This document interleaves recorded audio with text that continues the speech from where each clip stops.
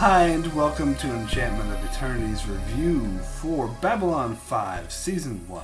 This video is the first in a series of videos where I review every episode of Babylon 5, one season at a time.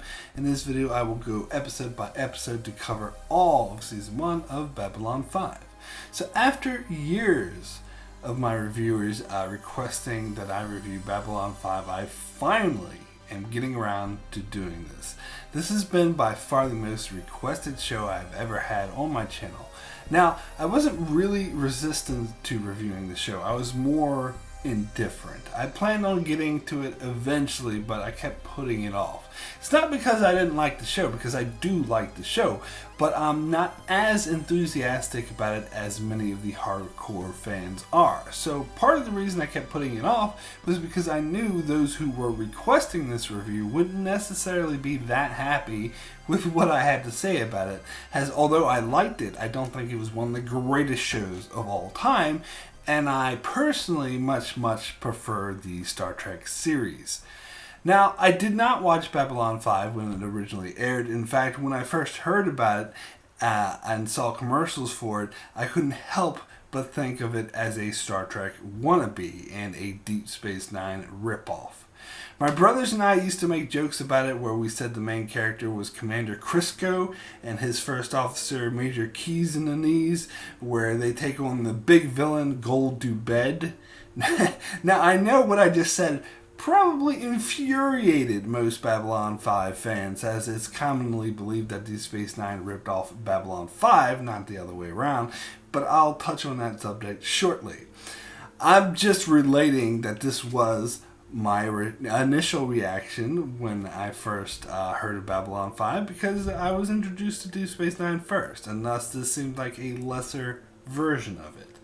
Part of the reason for this was, objectively speaking, it had a lower production value than the Star Trek shows, and something I'm reaffirmed on my rewatch. It does have more of a cheesy 80s syndicate style, whereas Next Generation and Deep Space Nine, which were being released at the same time, has aged much better. So I was not at all interested in watching it, so I didn't at the time. My mother, on the other hand, did watch it, which I would often ask her why she wasted her time on that crap, but I saw bits and pieces of it as I walked in and out of the room as she was watching it, and in later seasons when they got to the war story arc, I must admit it did look somewhat interesting. And then I had a friend at school who was watching both Babylon 5 and Deep Space Nine and preferred Babylon 5.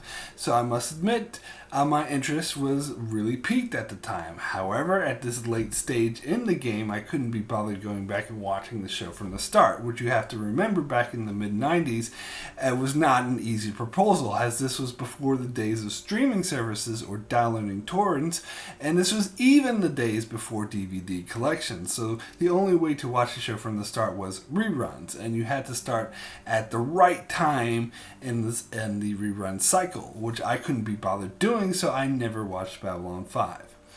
That is until the year 2010. At this stage, the era of the DVD collection was in full swing, and my local video stores had huge selections of TV show DVD collections to rent, which I was doing regularly as I got caught up on all 10 seasons of Stargate SG-1, all 9 seasons of The X-Files, and all 4 seasons of Farscape. So I thought, while I'm at it, why don't I finally get to Babylon 5, which everyone is raving about?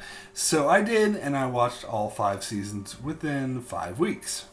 Now, these reviews are going to be very different than the ones I did for Star Trek Voyager, in the sense that with all the Star Trek shows, I'm intimately familiar with each and every episode, having seen each episode a minimum of 5 times, although that number goes up considerably when talking about Next Generation and Deep Space Nine. Whereas with Babylon 5, I've only seen the show once, about 8 years ago, and I binged it, and some episodes in the storyline kind of blurred together for me. So I will be writing my review after immediately watching each episode, so it will be fresh in my mind. But also my understanding of what comes next will be blurry and not so clear, so I'll have the mindset almost of someone watching it for the first time, although I do have a vague memory of what happens in the future seasons, as I remember Season 3 having a war, Season 4 having a rebellion storyline where Earth is corrupted, and Season 5 totally sucked and never should have existed. In the first two seasons, I'm kind of vague on, but I have the feeling that they were comparable to the first two seasons of Deep Space Nine, and that they weren't that good and kind of cheesy.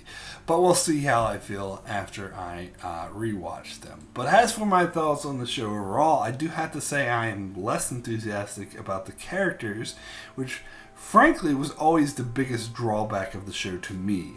In fact, I heard it said even by those that love Babylon 5 that the character stories and the character arcs were not done as well as in Star Trek shows, particularly Deep Space Nine.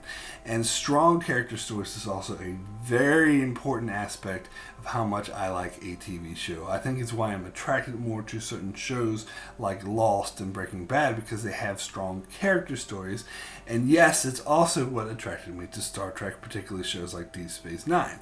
And honestly, what repelled me the most from watching Babylon 5 when it first came out was its cast of characters, particularly the human characters. The station commander seemed like the generic sci-fi hero cliche from the 60s who's perfect and handsome white man stereotype. And I'm sorry, I could not find that less interesting. And I'd say that's probably the biggest reason on why I didn't watch the show, and was in fact one of the main things holding me back from loving this show even when I did watch it. And yes, the commander is replaced in season 2, but by someone I'd say fits the bland hero stereotype even more than the previous one did. And that's why whenever I saw my mom watching this, I'd ask why she wastes her time with this crap, because all I'd see is this handsome man stereotype saying, "Hi, I'm a handsome man, I'm such a hero, I'm so awesome." And by the way, Kirk is my least favorite Star Trek captain. Just putting that out there.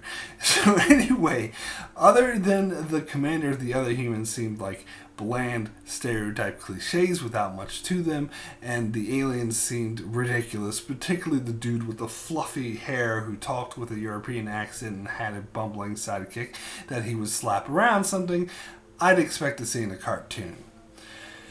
However, once I did get into the show, I do see interesting ongoing storylines develop and some complex storytelling that dealt with important themes and poignant storytelling. But for strong characters, in my opinion, strong characters is the key ingredient to any great show, which is why, despite the fact that it got so much better in its third and fourth seasons, Star Trek Enterprise is by far my least favorite Star Trek show, because the base characters that carry that show, with the exception of Dr. Phlox, are weak and uninteresting. And by memory, that's kind of what I think of Babylon 5. Even when the stories got complex and exciting, I don't recall them ever improving on the characters that much. But maybe I'll change my mind on this rewatch. After all, I've only seen this once before 8 years ago, so it'll be interesting to see what I think as I'm rewatching it. One thing is clear though, it did not age very well. This perhaps was more noticeable to me, as I didn't even watch it until roughly 15 years after it aired, and its out-of-date special effects and cheesy atmosphere, which I would describe as 80s style, even though I'm very much aware that it aired in the 90s, that doesn't mean it's automatically 90s style. This is something that actually constantly irritates me with the younger generations, as I'll see memes or videos that present something as 90s style when it's very, very clearly 80s style. And when someone calls them out on it, they'll point to a low-budget syndicated 90s show like Highlander and be like, "See, that aired in the 90s. Yes, it did air in the 90s, but it was low budget and out of date. So it was actually 80s style. 90s style is like the later seasons of Star Trek Next Generation, Deep Space Nine, and the X-Files. Babylon 5, at least the first two seasons, is very clearly 80s style. But from memory, I think it does improve in later seasons. But anyway, let's get into the Deep Space Nine comparison. And I will say this is the only time throughout this video series that I'll bring this up. As for most of the series, I will not at all mention Deep Space Nine or other Star Trek shows, or try not to. I'll probably mention them occasionally. But because I'd rather judge this show on their own merits. But I'd like to go ahead and get this out of the way, as it's kind of the elephant in the room, because as I mentioned before, it's commonly known amongst Babylon 5 fans that show creator J. Michael Straczynski had pitched the show to Paramount previously. So many point to that to say, aha! Paramount stole his idea about a space station-based show to create Deep Space Nine. Deep Space Nine is a ripoff. Straczynski himself stated that he was continually rejected for 5 years because his idea was to do space-based science fiction show that lasted 5 years, where previously the only space-based show that lasted that long has the name Star Trek. And as the shows went, Straczynski noticed many storylines Deep Space Nine would be remarkably similar to what they were doing on Babylon 5, and while this irritated him, he never felt strongly enough to take action because he himself said he didn't have undeniable proof that his show was being ripped off. He just found the similarities striking. So, among Babylon 5 fans, Deep Space Nine is seen as the ripoff, and Star Trek as this almighty, unstoppable, evil franchise that crushes all other creative space ideas underneath its harsh boot heels. However, I personally don't think the situation is as simple as that. In fact, I do believe many who talk about Straczynski pitching it to Paramount earlier are missing some of the nuance involved, as he pitched it to a lot of places. And just because he had an idea to do a show set on a space station doesn't give him a monopoly on all ideas centered in the space station. That, after all, is a very general idea. And to say that he is the originator of all space station-based sci-fi is ridiculous. Now, are there similarities between the shows? Sure. But there are differences as well, such as Babylon 5 is about a port that is UN-like in nature, where aliens and humans come together and try to maintain intergalactic peace, where Deep Space Nine is set on a world that just suffered through a Holocaust-type alien occupation and is attempting to help them rebuild, while at the same time is a port for a doorway that takes travelers instantly to the other side of the galaxy. So at the core of it, these are two very different ideas, despite the similarities. However, I'd like to share a story I read on the internet that reportedly came from an anonymous insider at Warner Brothers. It's not verified, therefore you can take this story with a grain of salt.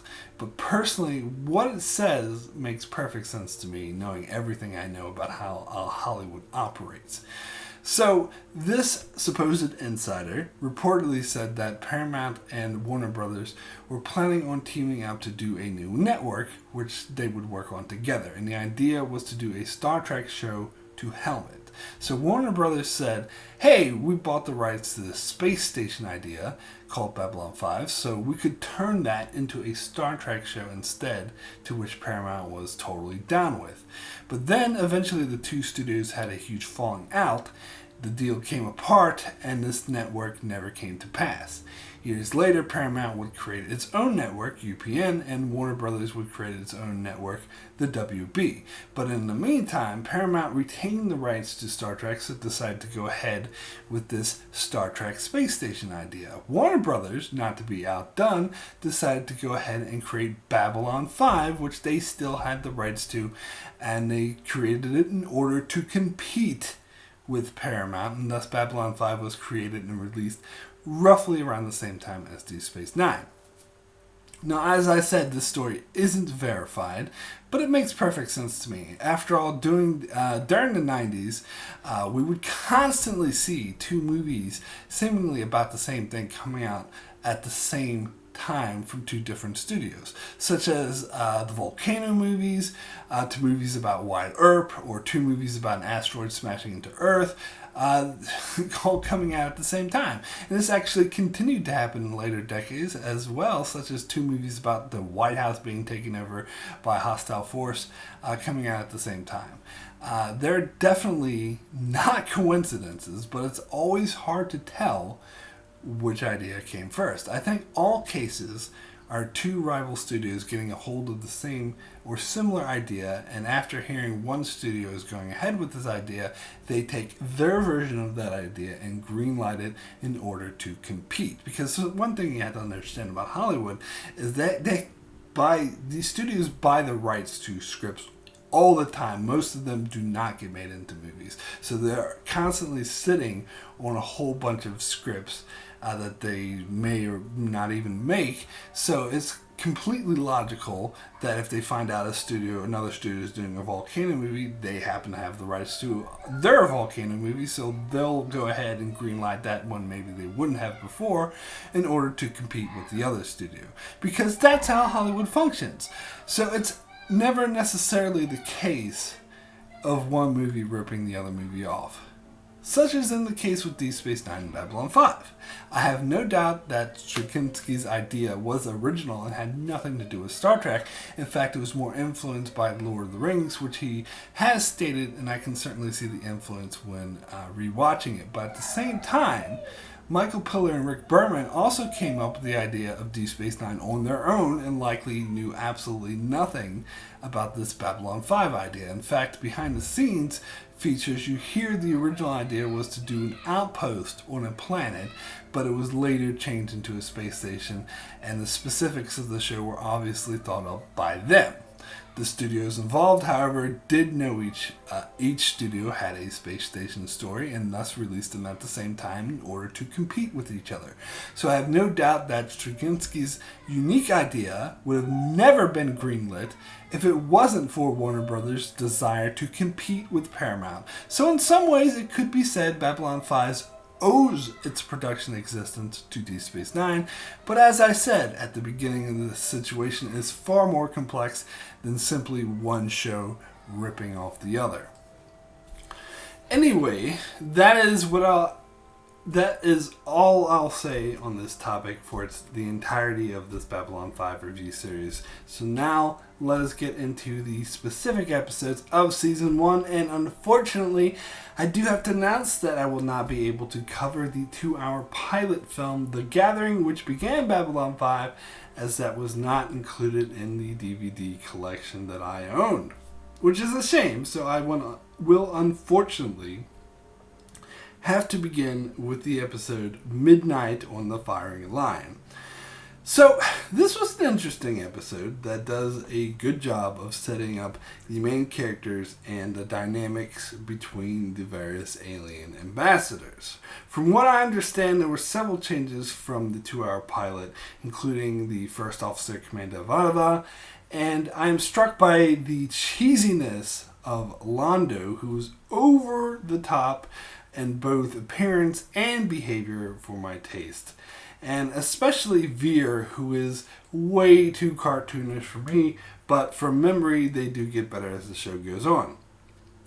I did really enjoy G'Kar, who from the beginning is very clearly the most interesting character on the show, even as he appears to be a bit two-dimensional as well. I thought the episode did a great job of establishing the history between G'Kar and Londo's people and how this affects the current diplomatic relations, and I did really like that Sinclair wanted to do something to stop the attack but didn't have the authority to, so he found another way to sabotage Denarn, which was very nicely done indeed.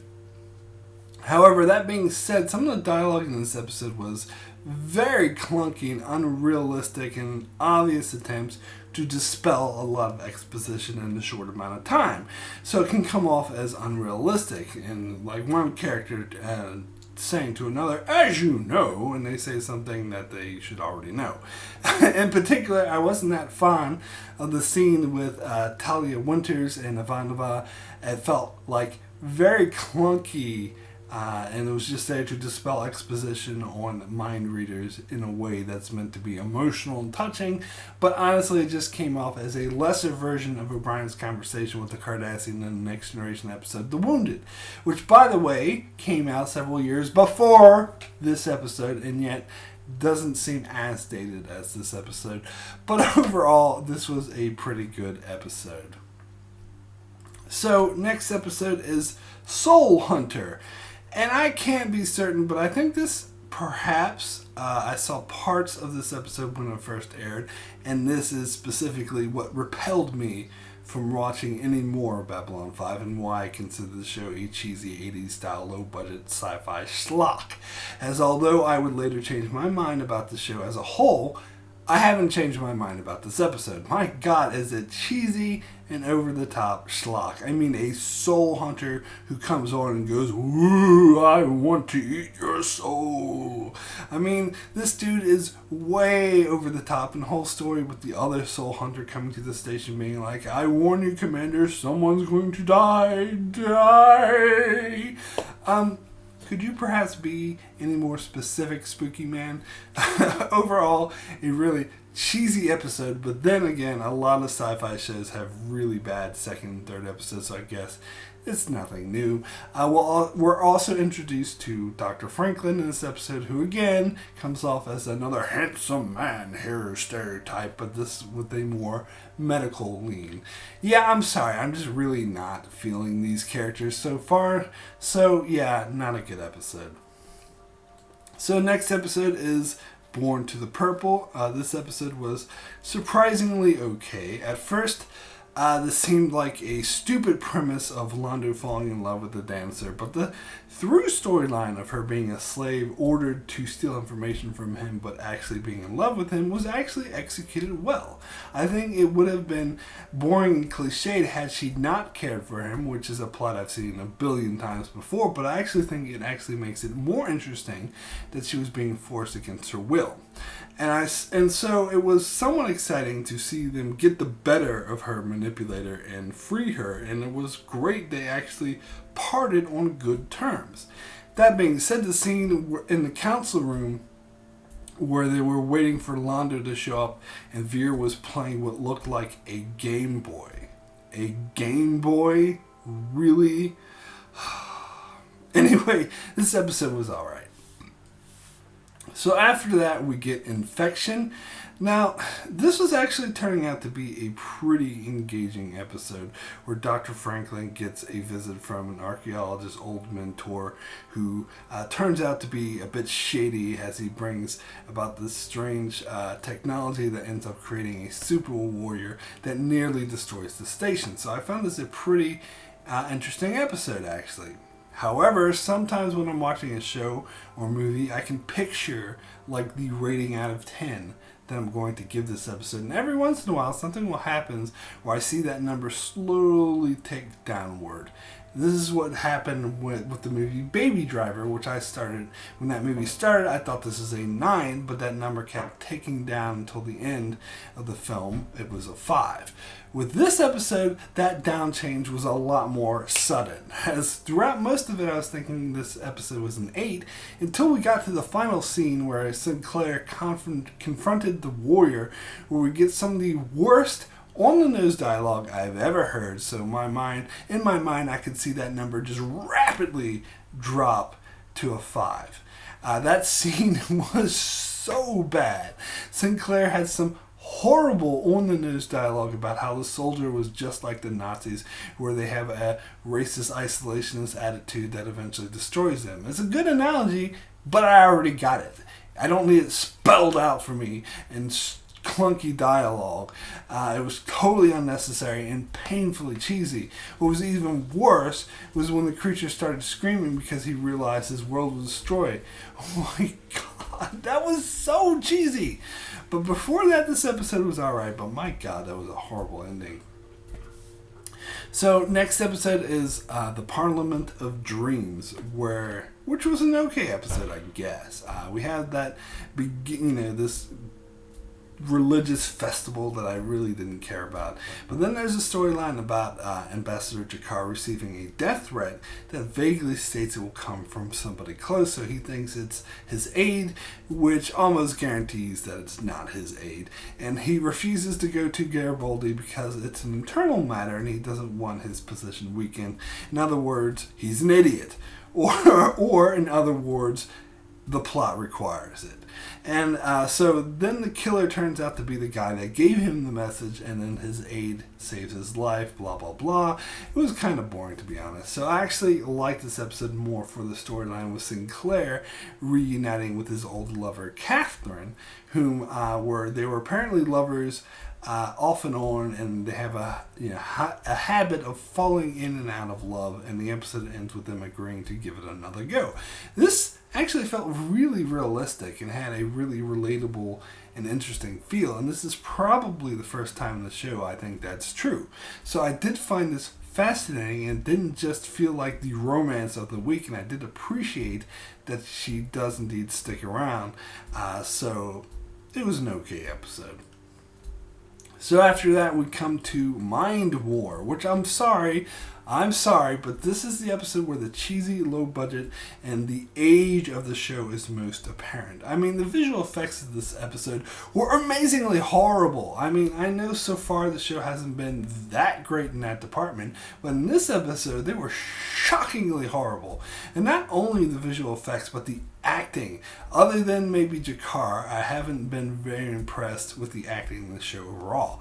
But in this episode in particular, it was horrible. Most notably, the guest star who plays Lionheart, who gives a shockingly fake performance. Really. I mean, we get a scene towards the end of the episode where he literally goes, "Must get on ship." It's the type of performance I'd expect to see in a satire that mocks shows, not an actual serious show. But of course, the main exception is that of Walter Koenig as Bester, who is actually amazing in this role. But that's almost a bad thing, because his great acting highlights how horrible all the acting around him is. Hell, even the woman who plays his aide does a good job. And I've been looking forward to seeing this character again, because I remember him being a really, really good in this role. And when I first saw the premise of this episode, it looked really interesting. So I was expecting to love this episode, but the scenes between Talia and Lionheart were so horribly acted, with such bad special effects, I just couldn't stand it. It's really hard to believe that this came out at the same time as late Next Generation, early Deep Space Nine. To be perfectly honest, this feels more akin to the original series, or at least the original Battlestar Galactica. It was just so cheesy and dated. However, again, I had less of a problem with the side plot with Catherine, which I actually found really interesting, as Jakar warns her not to visit this world. She thinks he has ulterior motives, and the audience, knowing that what we know about Jakar, also thinks he has ulterior motives, but turns out he was genuinely concerned for her safety, as he does in fact end up saving her life. Now, the more cynical person could say this is a calculated political move, and fair enough, but still, it was a nice twist. And I also like, the explanation of the strange phenomena she encountered, as he states that it's from an alien entity so advanced, more advanced than them, to the point of being incomprehensible, which was fascinating. And to my recollection, this will be touched on again in the future, so it was a nice setup. So again, another okay episode. So after that, we get the War Prayer, where we're introduced to a human hate group who are racist against aliens. So this seems to be an allegory for the KKK, but when they were at the height of their powers, as this Earth First group has their fingers in everything, including a lot of high places. And coincidentally, Commander Ivanova gets involved with an old fling who incidentally turns out to be a leader in this hate group, responsible for several attacks on Babylon 5, and he tries to recruit Sinclair into this cause.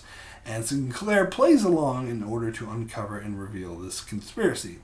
Now, this Earth First group is one of the things I remember most of what I gleaned from Babylon 5 when it was first airing. And I do recall always being intrigued by this idea, as it does make a lot of sense, as unlike Star Trek, Babylon 5 doesn't present a rosy future of humanity, and human society is closer to modern day society, so that anti-alien hate group would spring up seems totally natural. In fact, Star Trek Enterprise would do a similar storyline in its 4th season, although I don't think it was at all ripping off Babylon 5, because in that situation, it was too seemed like a natural progression that makes sense.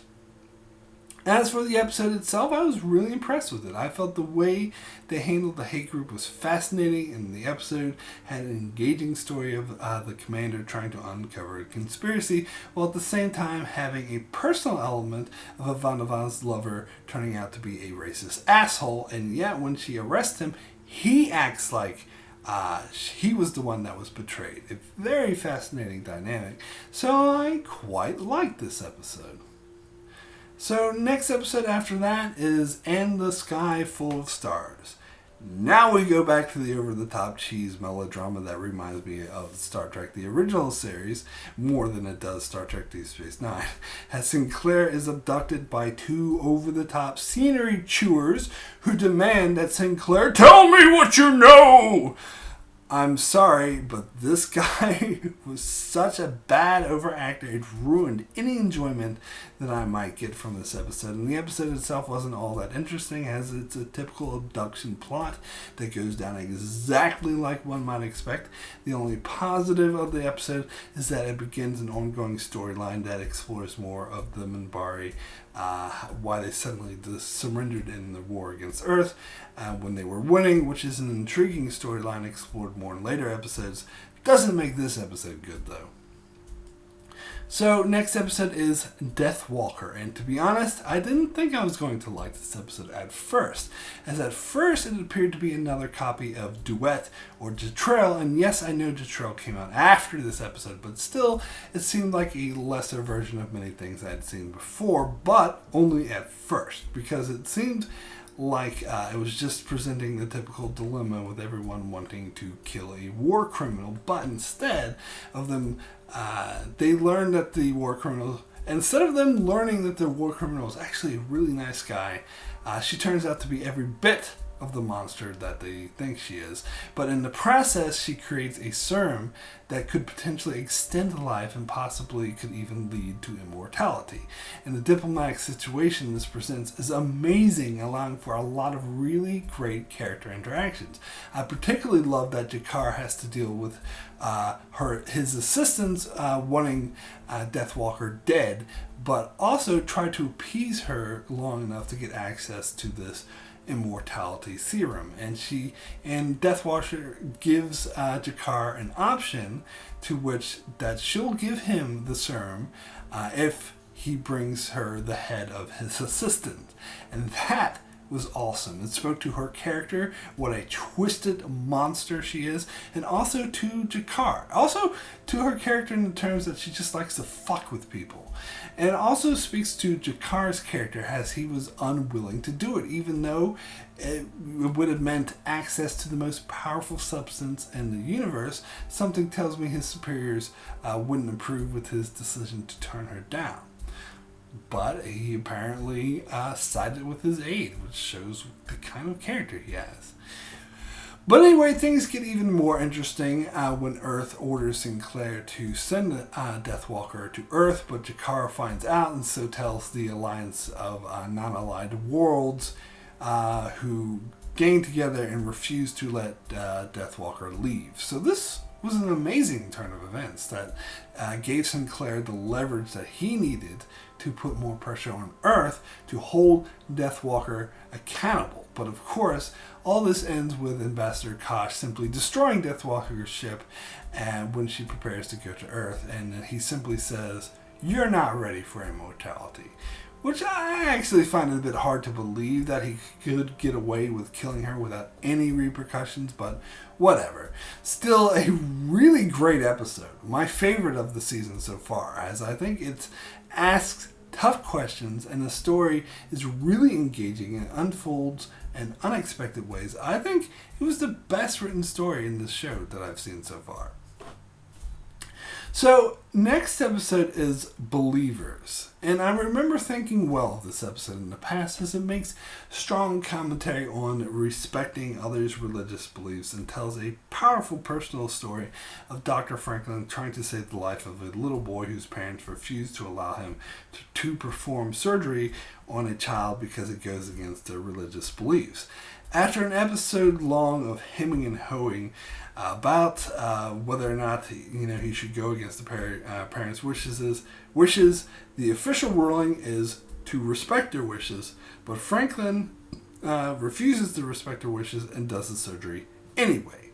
So the child's life is saved, but the parents now consider the child a demon, so they kill him in the ceremony. Now, on repeat viewing of this episode, I still like it, but I don't think it's quite as powerful as I remember it. Because the thing is, the episode seemed to be trying to present an ambiguous situation where neither side is right or wrong. However, if you examine this properly, the parents are clearly in the wrong. The morality is still murky, but really what they should have done is save the boy's life and not give him back to his parents. It would have been rough for him, of course, to lose his parents, but it's obvious that these parents are not fit to be parents. Now, if you think I'm being too foolhardy or you disagree with my reasoning, realize that in modern society, this is already the way things are. For example, there are some parents with New Age beliefs that are against modern medicine. And in the United States and some other countries, if these beliefs lead to neglect and put the child's life in danger, the state can legally take the child away from them and deem them unfit parents. And if the child dies, the parents can be arrested and imprisoned, charged with manslaughter. Now, you may say the situation is different because the belief system is dominant in the world that these aliens come from, but really, is that the only thing that's different?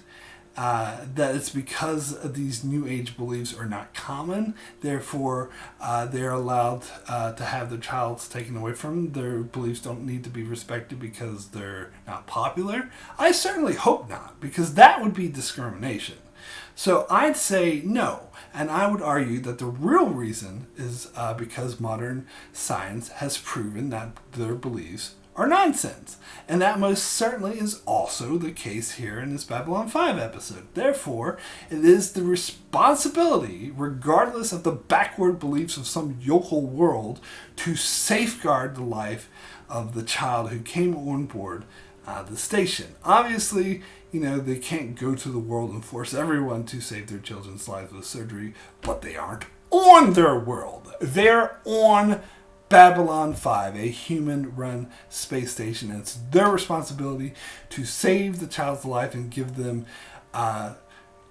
child to more deserving parents, much in the same way the U.S. government would take a child away from those with New Age beliefs that threaten the life of their child. Now, maybe these beliefs aren't New Age. Maybe you could say they come from another country.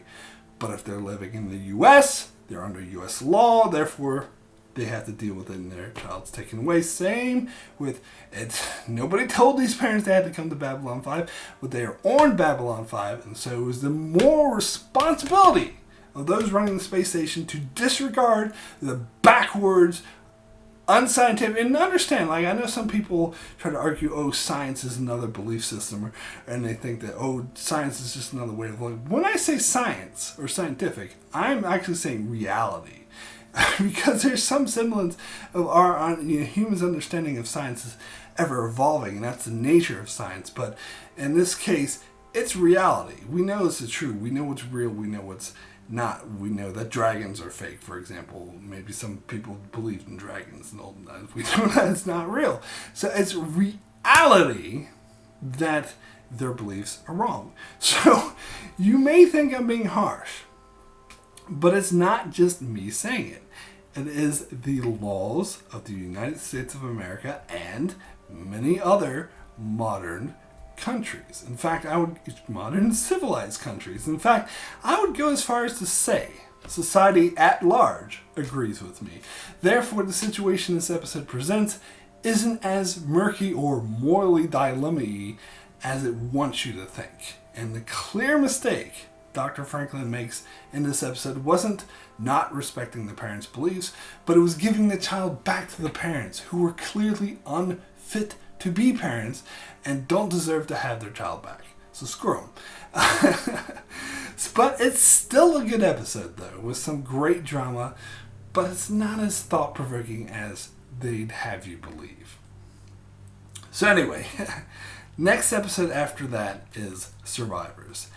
This is the stereotypical falsely accused episode, and the show's lame attempt to focus on Garibaldi as he's framed for murder or something, and a woman who has a grudge against him comes on board and tries to run what is very obviously just a grudge against him.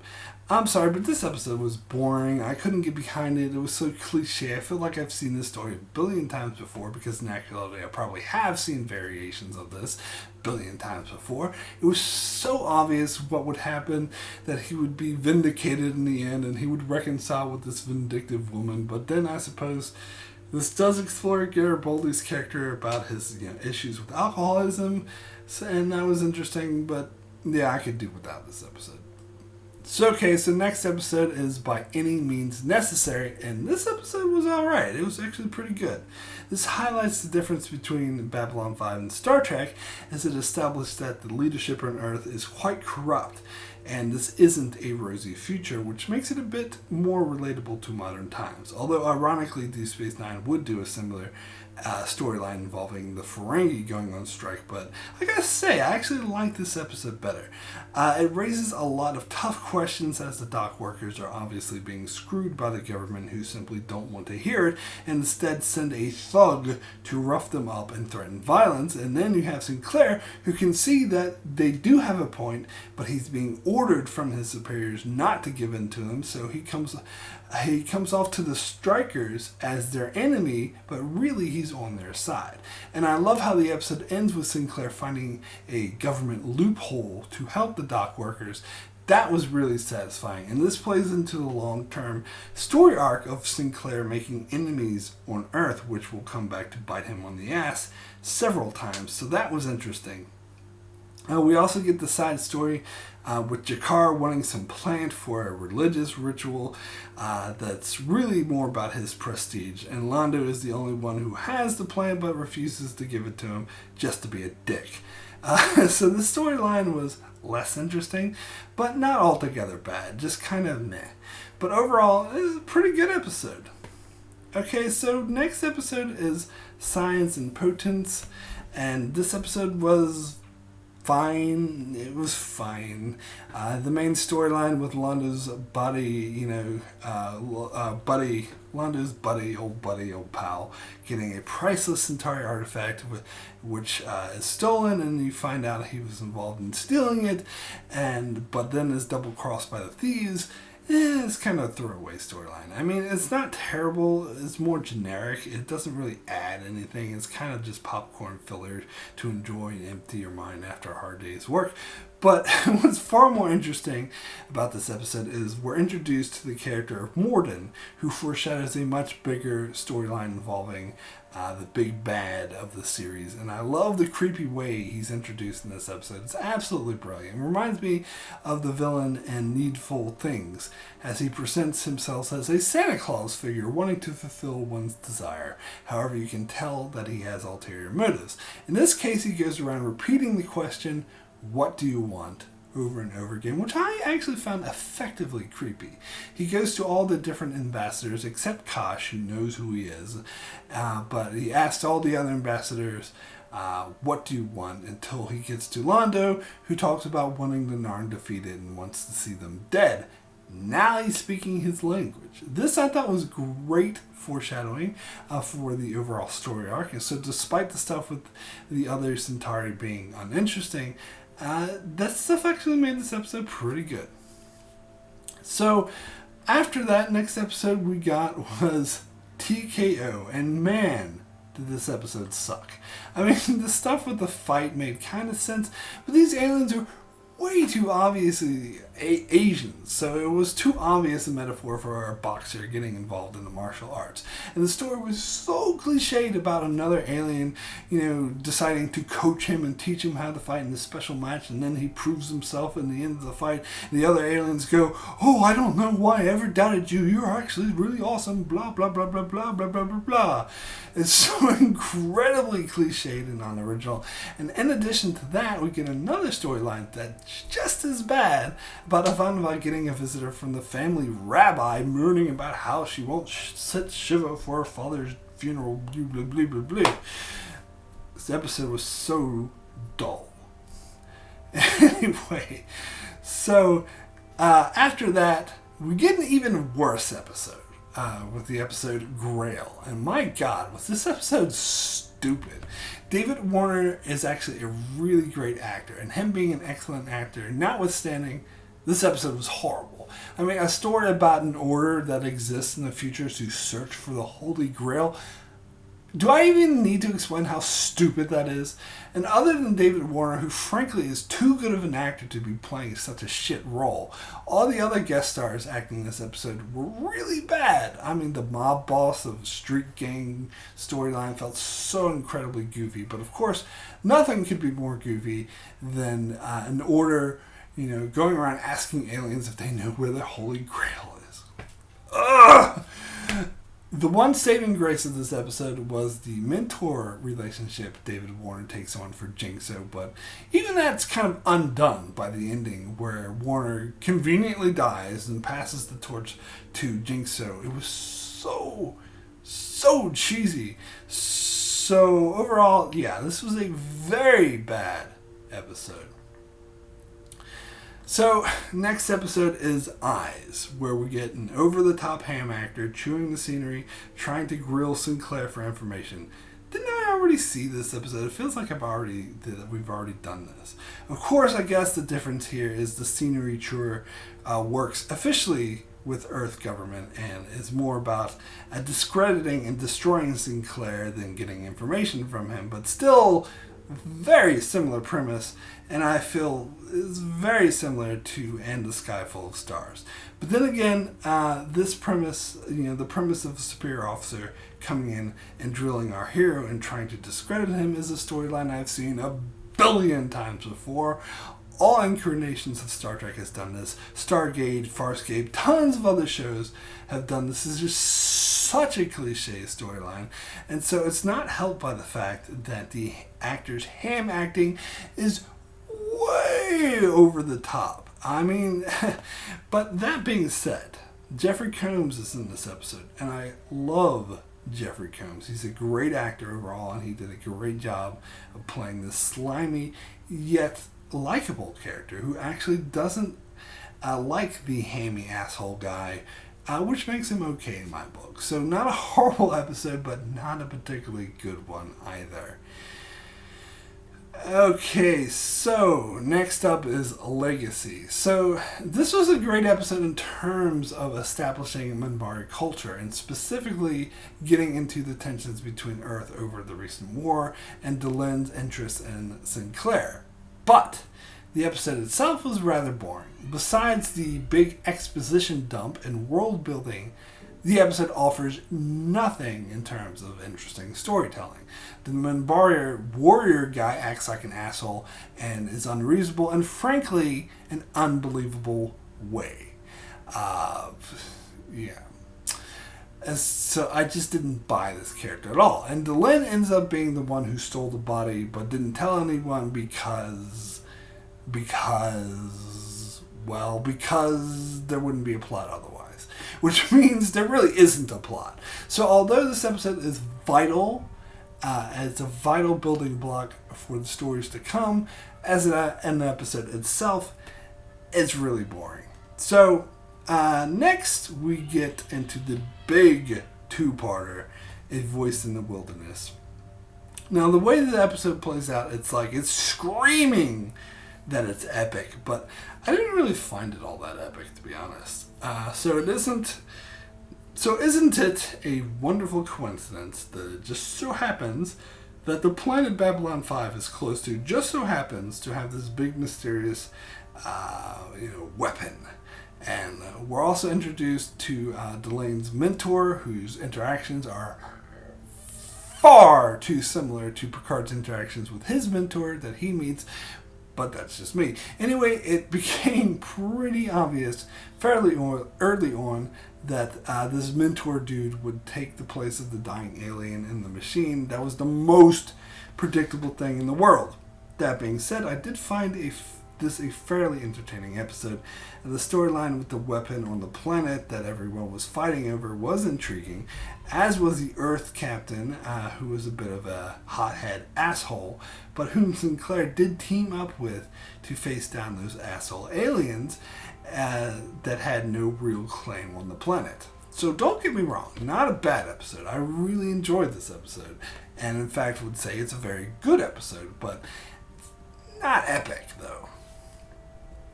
So after that, we get Babylon Squared, which is another episode I think was screaming at me that it was epic. And it was rather interesting, where they touch on the nature of the missing Babylon 4 station, which had been introduced at the start of the show. And it's pretty fascinating how there's this station trapped in time and a lot of strange actors involved. By actors, I mean the characters in the story. But anyway, there was this weird creature, Zathras, who kept referring to himself in the third person. He's a character taken right out of a fantasy novel, so a bit obvious of what they're doing here. But I did really like his character. I thought he had the right amount of mystery and eeriness. And then you had this mysterious figure in a spacesuit who at the end of the episode is revealed to be a future version of Sinclair. Now, I do remember that this storyline was resolved in a future episode, as there are a lot of questions posed in this episode. And I remember that it does eventually all get tied up. But I get the impression that it was originally meant to tie into the main storyline more than it does, but I'll get to that more when we get to the other episode. This episode was very good. Not great. It did kind of drag at places and had an uninteresting side plot, but still interesting episode.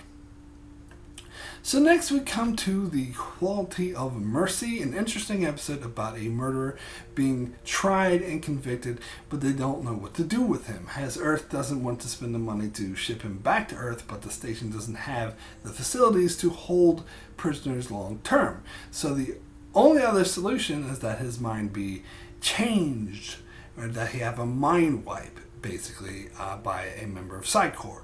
So that's pretty fascinating, and we get a side plot of Dr. Franklin opening up a free clinic in the Down Below. But way, I never really touched on how I don't like the concept of Down Below, and I find it dumb, but anyway, he sets up a clinic there, but only to be outdone by a woman using a strange alien device whom Franklin thinks is a quack. I really liked this storyline because it turned out that she wasn't a quack, which I thought was pretty obvious.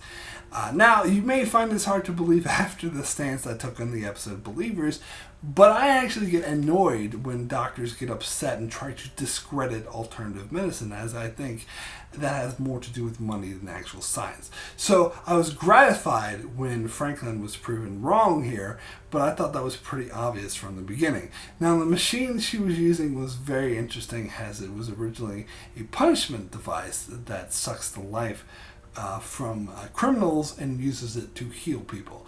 Now, she uses it on herself because she's dying, so she uses her life to heal others, but she only does a little bit at a time, so it doesn't kill her. But, big shock! The psychopath guy escapes. Didn't see that one coming. But anyway, he gets injured, so he goes to seek out the help of the healer woman, and he holds her and her daughter hostage. So she starts to use the medicine device, but then she uses it for its actual purpose, and that is to suck the life out of the criminal entirely, and in the process she heals herself of the disease that she had. And as far as the law is concerned, it was self-defense, and Garibaldi even tells her that she did the right thing because he wanted that guy to be killed in the first place, so he's very happy. But she is a pacifist and a healer, so she can't live with the fact that she took a life in order to save her own life, even if it was a murderer who, by the way, it was implied killed dozens of people. So this is a fascinating moral dilemma, and I love the way it played out here, ending on an ambiguous note where she goes off to try to make amends when most people think she didn't do anything wrong. I don't think she did anything wrong, but I find it interesting that she does, and actually speaks well of her character. However, this is another example of ham over-the-top acting, and in this case, it proves to me that the problem is with the show and with the writing and the directing, and not with the guest actors. Because the actor who played the criminal, I've seen him in many other things, including the film Aliens, which came out about 8 years before this episode. 8 years before this episode. And in that movie, he was a great actor. This movie, he's cheesy. And he also appears in Next Generation, where he also does good acting. So he's not a cheesy actor himself. I know that he can do a good job and come off very eerily. But even in this episode, you can see hints of his good acting coming through. But it's another ham-fisted performance in Babylon 5. It just comes off as hammy and cheesy. So this proves to me that the issue is not with the guest actors, but with the show itself. Also, we get a third subplot with Londo trying to use Lanier at a casino, and that was so dumb. I don't even want to talk about that. But it was obviously just there to fill up the runtime of the episode, so that it's actually really annoying to watch. That brings this episode down a bit for me. But overall, this is a really good episode. Really like this one. So finally, we get to the season finale at Chrysalis. And again, this is very obviously being telegraphed as this is a great cliffhanger season finale. But so many things in this episode I don't care about. I don't care about Delenn going in a cocoon. I dare say that's actually rather dumb, and I could care less. I don't care about Jakar going on his vision quest or whatever the fuck he's doing. I just don't care. I don't care about Sinclair's impending marriage, although I will admit this is mainly due to the fact I know he'll be written off the show in the very next episode. And I even don't care about Garibaldi being shot. Even if I hadn't seen this episode before, I knew that he'd be fine. But more than that, I found this whole storyline really contrived and fake. Especially at the start of the episode where his informant does the most cliched thing in the world, and he crawls up to him dying and is like, "I've got something important to say," and then he dies. Oh, come on. Come on. However, what I do care about is the death of the president, and that was very fascinating with implications because we were aware that the president was Sinclair's biggest ally, and without him, Earth is likely going to go to shit. And I do care about Londo making a deal with that "what do you want" guy to destroy an entire Narn outpost. And how, Londo wasn't really cool with killing so many people, but Morden tries to assure him it's all good. So Londo's basically making a deal with the devil, which I find fascinating. And we get to see the Shadows talking to Morden, which is also fascinating setup as we're starting to realize that he's with some grade A evil dudes. And they now have a foothold on Babylon 5 through Londo. So this I find really fascinating, as well as the question of how the president's death is going to affect Babylon 5, and the question of how far does this corruption go. So a very decent finale, but not a great one. So that's finally all the episodes of Season 1. So now let me get to my favorite and least favorite episodes of Season 1 of Babylon 5. So let's start with my least favorite episode of the season. So for this, I considered episodes like Soul Hunter and The Sky Full of Stars and TKO, but I think I'll have to go with Grail as the worst episode of the season.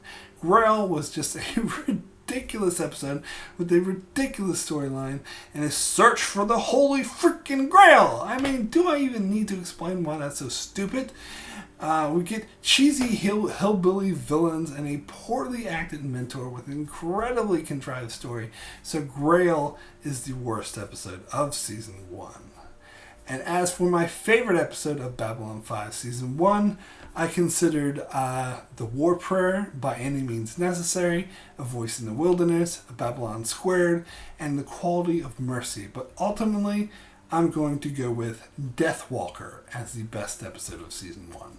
Deathwalker was surprisingly good, as it starts off with dealing with an infamous war criminal who is blatantly unapologetic for her actions, but worse yet, she's trying to find ways to commit more atrocities by using the prospect of immortality to try to corrupt the human race as a way to get back at them. Something about this is so sinister, and just the way the episode plays out allows for great character moments, a lot of really intense political situations, and then it ends with Kosh just killing her, which was shocking. So overall, really great episode.